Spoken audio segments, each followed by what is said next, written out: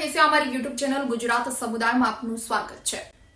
કાગળ પર બધું જ બરાબર છે, લગભગ ક્યાંય કશું જ ખૂટતું નથી, પરંતુ વાસ્તવિકતા કંઈક અલગ છે। આ માત્ર કાગળ પર દેખાઈ રહ્યું છે, પરંતુ મહદ અંશે ગ્રામ્ય વિસ્તારોનો વિકાસ છે તે ક્યાંક ને ક્યાંક અટવાયેલો છે। પાણી છે તો ત્યાં નળની વ્યવસ્થા નથી, જ્યાં પાણી પણ છે નળ પણ છે એવી જગ્યાએ ક્યાંક સત્તાધીશોની ઈચ્છા શક્તિનો અભાવ છે। ભારત છે તે લગભગ 70% ગામડાઓમાં વસતો દેશ છે, આપણને સૌને ખબર છે। એટલે આટલો મોટો ગ્રામ્ય વિસ્તાર હોવા છતાં પણ વિકાસ ડેવલપમેન્ટ વગર કરવો છે।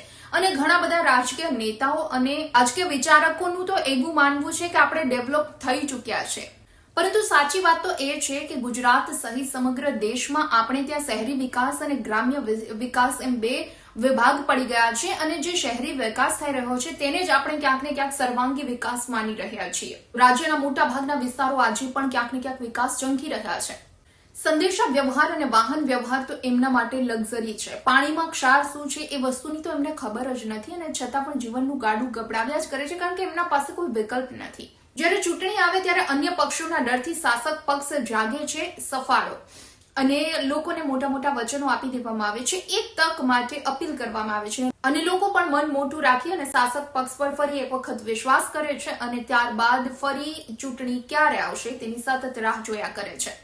ગ્રામ્ય વિસ્તારોની હાલતમાં આઝાદીના આટલા વર્ષો બાદ પણ ક્યારેય ફરક નથી પડતો, કારણ કે શાસક પક્ષ દર વખતે ચૂંટણી વખતે લોકોને ક્યાંક ને ક્યાંક ઊંધા ચશ્મા પહેરાવવામાં સફળ રહે છે, અને જેના કારણે જ ગ્રામ્ય વિસ્તારોની આ પરિસ્થિતિ છે। 400 મીટર દૂર જવા માટે, એટલે કે સામે જે રસ્તો દેખાય છે ત્યાં પહોંચવા માટે લોકોને 20 કિલોમીટર ફરીને જવું પડે છે। ગુજરાતમાં આવા પણ ગામડાઓ છે, આટલી હદે પણ લોકો ક્યાંક ને ક્યાંક હેરાન થઈ રહ્યા છે, પરંતુ છતાં પણ શાસક પક્ષને, સરકારને, તંત્રને આ બાબતથી કોઈ ફેર નથી પડતું। તમે તાલુકા કક્ષાએ રજૂઆત કરો, જિલ્લા કક્ષાએ રજૂઆત કરો, કે પછી ગાંધીનગર સુધી આ મામલે રજૂઆત કરો, ધારાસભ્ય, સાંસદ સભ્ય, કલેક્ટરને રજૂઆત કરો, પરંતુ પરિસ્થિતિ જેસે તે જ રહે છે। હું વાત કરી રહી છું ભરૂચ જિલ્લાના વાલિયા તાલુકાના। જી હા, વનરાજીથી ઘેરાયેલા વાલિયા તાલુકો હજુ પણ ક્યાંક ને ક્યાંક વિકાસથી વંચિત છે। અનેક ગામડાઓ એવા છે કે જે સતત વિકાસને ઝંખી રહ્યા છે, અને એમાંનું એક ગામ છે કેસર ગામ। કેસર ગામમાં 800 લોકોની વસ્તી છે, અને આ તમામ લોકો છેલ્લા 6 વર્ષથી કોઈ પણ પ્રકારની ચૂંટણીનો બહિષ્કાર કરી રહ્યા છે, અને તેનું કારણ છે નદી પર પુલ બનાવવાની સરકારની આડોડાઈ, અને જેના કારણે આ લોકો ખૂબ જ પરેશાન થઈ રહ્યા છે। 800 લોકોની વસ્તી ધરાવતા આ ગામમાં મોટાભાગના લોકો ખેતી કરે છે, અમુક લોકો નોકરી પણ કરે છે।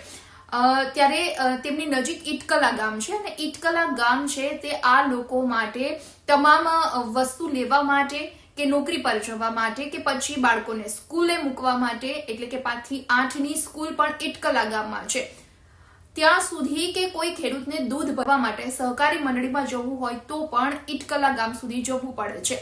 આ તમામ સુવિધા ઈટકલા ગામે કેસર ગામના લોકોને મળે છે, અને ત્યાં પહોંચવાનું અંતર માત્ર છે 400 મીટરનું, જે સામે દેખાઈ રહ્યું છે, પરંતુ પ્રોબ્લેમ એ છે, મુશ્કેલી એ છે કે નદી પર પુલ નથી બનાવવામાં આવતો। ઘણા વર્ષોથી રજૂઆત કરવામાં આવે છે, છેક સરપંચ, તાલુકા વિકાસ અધિકારીથી લઈ અને કલેક્ટર સુધી આ અંગે રજૂઆત કરવામાં આવી છે। ગાંધીનગર સુધી અનેક વખત રજૂઆતો કરી છે, પરંતુ આ તમામ રજૂઆતો છે ક્યાંક ને ક્યાંક સત્તાધીશોના બહેરા કાને અથડાય અને પરત ફરે છે, અને જેના કારણે જ આ લોકો ચૂંટણી બહિષ્કાર કરી રહ્યા છે, કારણ કે આ 400 મીટરનું અંતર કાપવા માટે આ લોકોને નદી પર પુલ ન હોવાના કારણે 20 કિલોમીટર ફરીને ઈટકલા ગામ સુધી પહોંચવું પડે છે।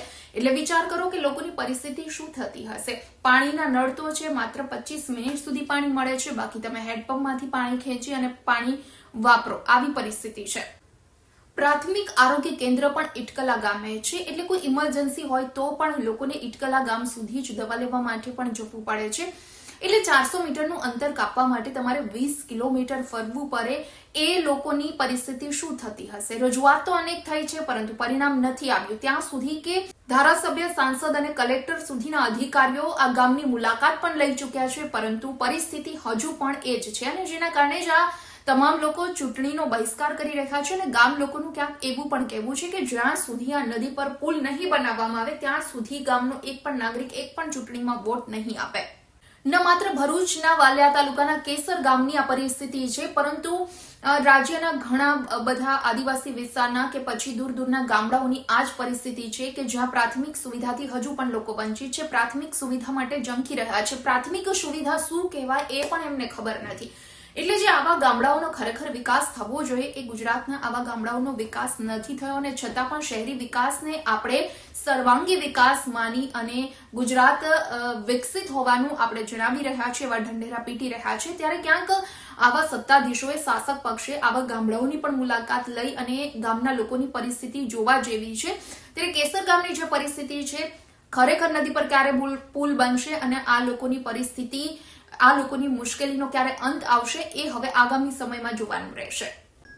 વિડીયો પસંદ આવ્યો હોય તો લાઇક એન્ડ શેર કરવાનું ભૂલશો નહીં, અને ખાસ અમારી ચેનલ ગુજરાત સમુદાયને સબસ્ક્રાઇબ કરી લેશો.